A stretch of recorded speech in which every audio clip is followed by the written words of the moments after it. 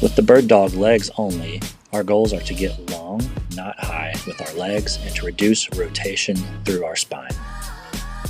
Perform 10 reps per side, alternating each side.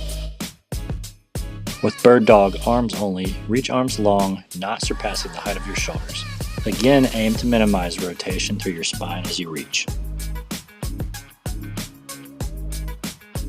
A combo of our first two movements, the bird dog is a fantastic anti-rotational exercise. It bears repeating. Reach your limbs long, not high, brace your trunk, and don't allow your torso to shift or rotate as you transition between sides. If you're looking for a challenge, give this advanced variation a try. Balance a weighted plyo ball or PVC pipe along your spine as you perform the exercise. This one is harder than it looks.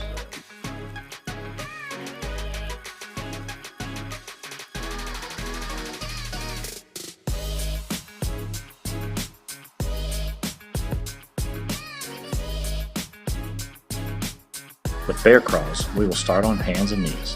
Lift your knees just slightly above the floor. When we take a step forward, we will pair opposite arm and opposite leg.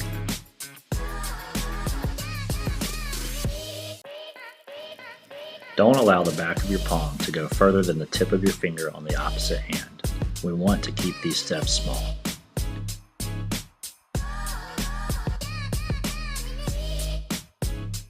As with the bird dogs, try to keep your core stable.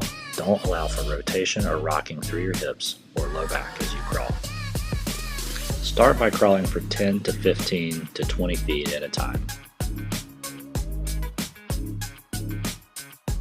We can also perform bear crawls in reverse. Maintain the same distance and cadence, matching your opposite arm and leg with each other.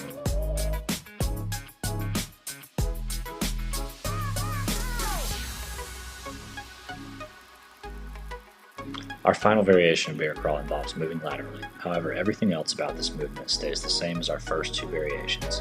Keep your core stable, avoid rocking or rotating, and move with small intentional steps.